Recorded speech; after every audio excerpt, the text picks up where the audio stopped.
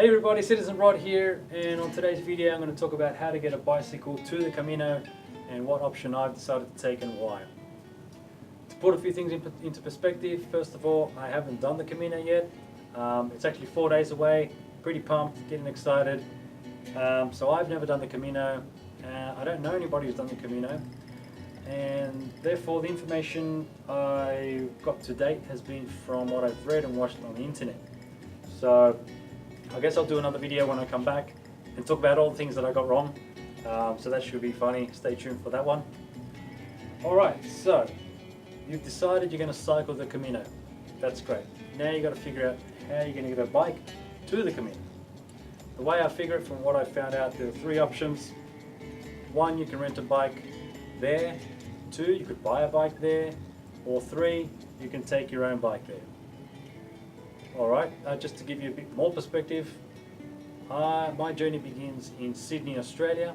So I'm travelling 14 hours to Dubai, 8 hours to Barcelona, another 8 hours by bus from Barcelona to Pamplona, and what is it, an hour or 2 hours from Pamplona to Saint-Jean-Pied-de-Port.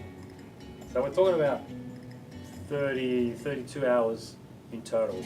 By the way, I am doing the French way, so I am starting in Saint-Jean-Pied-de-Port in France. So that's to give you an idea of the journey that I need to take, which may or may not have played into the decisions I've made. Alright, renting a bike. Renting a bike, by far the easiest method. You don't, depending on where you're coming from, if you're coming from Australia, you don't have to lug it from the other side of the world, and you don't have to lug it all the way back. So by far the easiest. Just grab your bag, your gear, and make your way to Saint-Jean-Pied-de-Port. When you get there, the bike will be waiting for you, ready to go. You can hire the whole lot. The panniers, the racks, helmets, GPS, action cameras, everything. So that's the easiest. The only con, depending on your situation, is the cost. They say that to do the French way, it's an average of 2 weeks by bike. It's about €300 to rent that bike for the 2 weeks. I myself have 4 weeks available, and I do intend to use the 4 weeks. It's not a race. I will be exploring other places along the way and staying in locations for a bit longer, more than just the one night. So to hire a bike for 4 weeks with the dollar at the way it is at the moment would have cost me about 1,000 Australian dollars. So a fair bit of money. It didn't make sense to spend that much money and at the end of it not own a bike. I was also in the market for a new bike. My old bike has come to end of life, so it was time to change. So that's the main reason why I didn't choose the renting of the bike, because of the cost and because I needed a new bike. So up to you, weigh up the options. By far the easiest method, but of course the most expensive. The next option is to actually buy a bike in Spain. Now, benefits are that you're not lugging it the first leg of the journey. Whether you bring it back once you're done is totally up to you. No reason you couldn't sell it.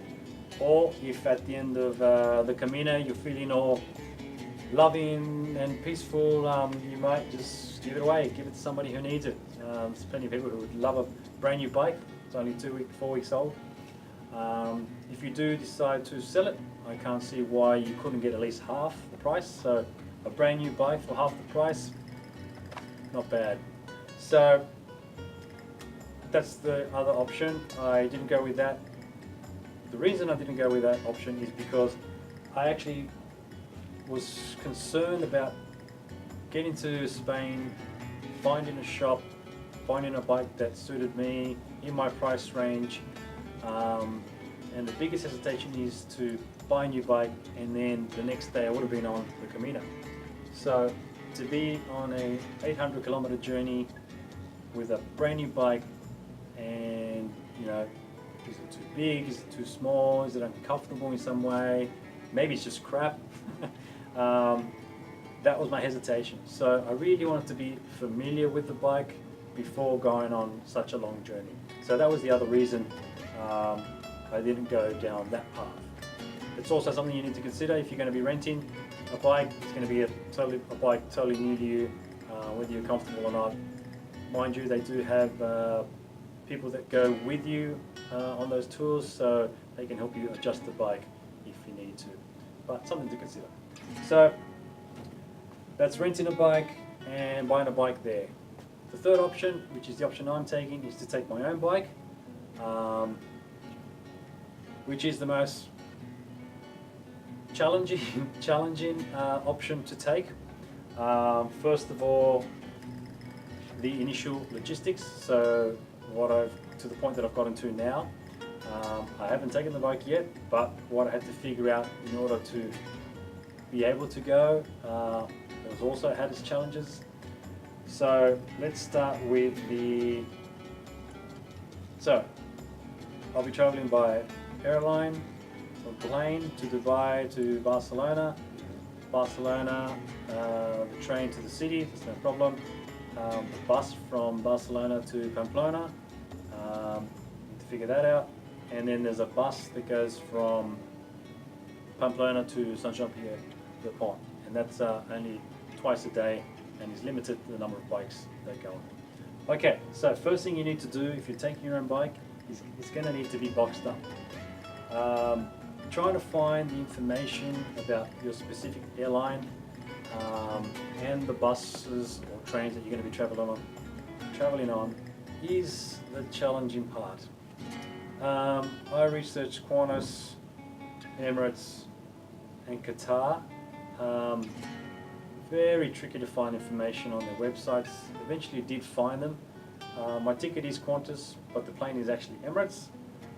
So I did actually go ahead and confirm with both airlines the details, but more specifically with Emirates, because that's the plane I'm flying and they're the people I'll be dealing with on the ground.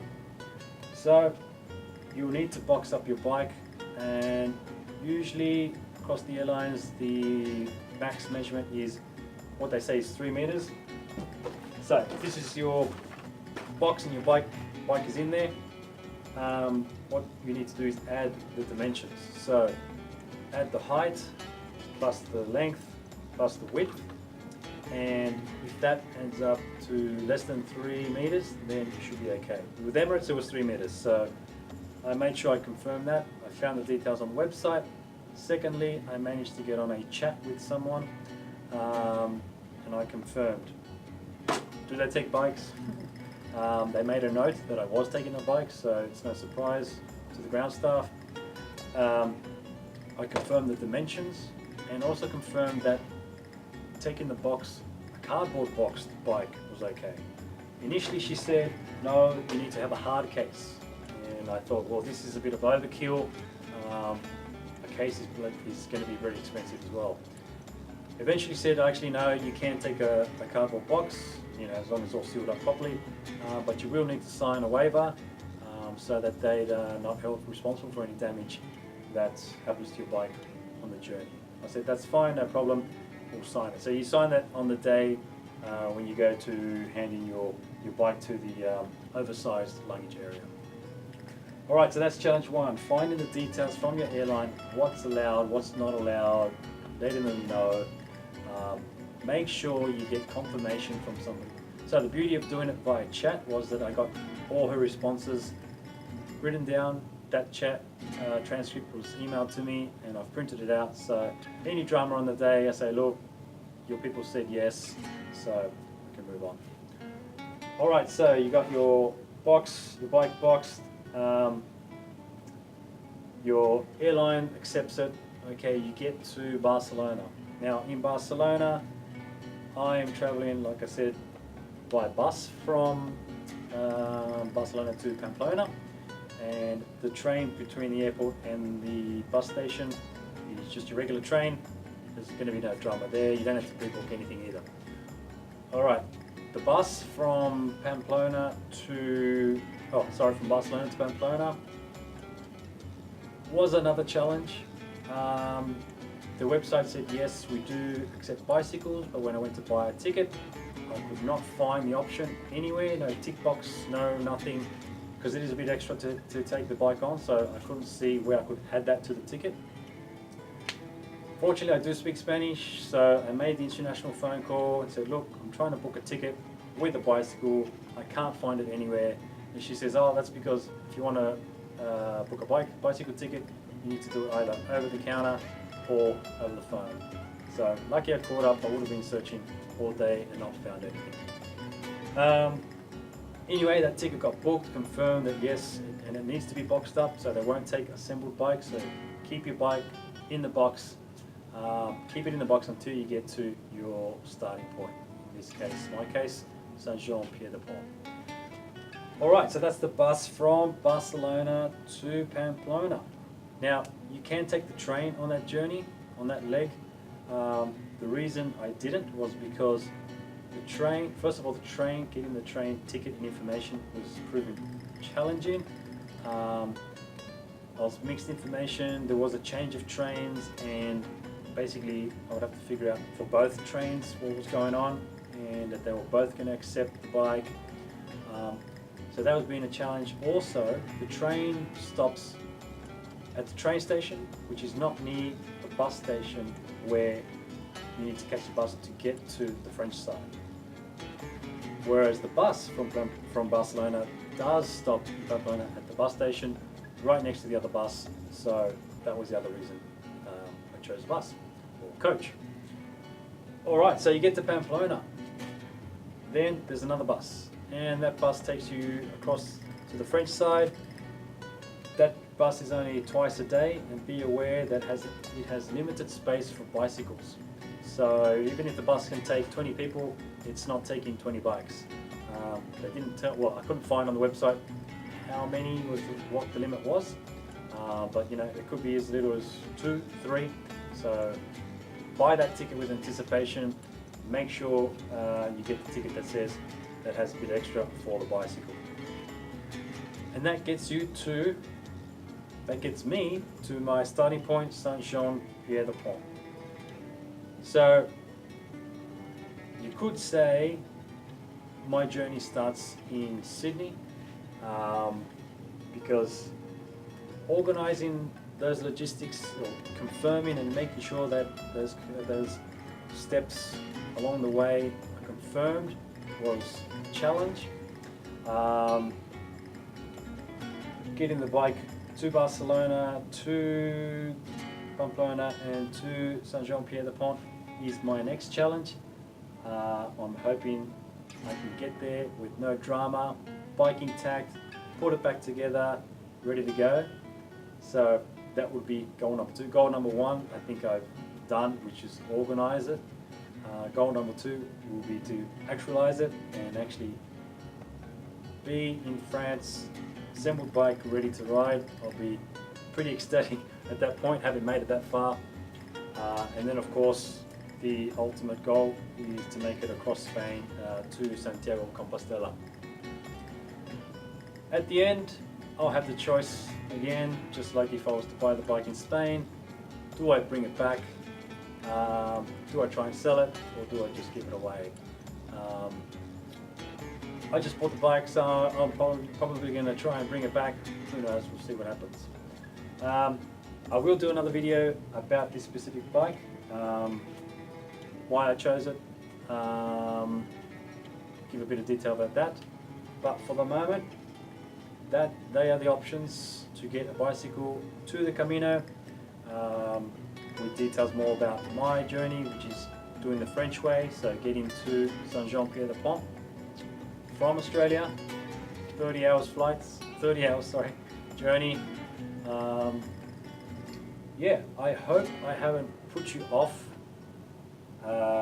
cycling the Camino, and most importantly, I hope I haven't put you off taking your own bike.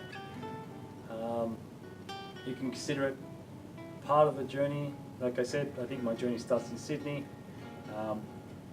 The burden of lugging the bike around is going to make it all that much sweeter when I do arrive.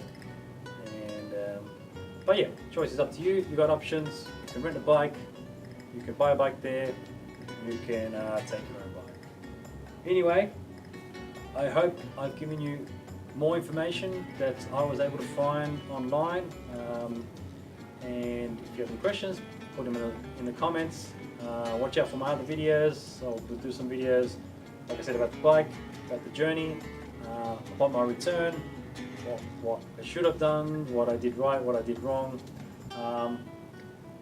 That's it. Hope you enjoyed, got more information.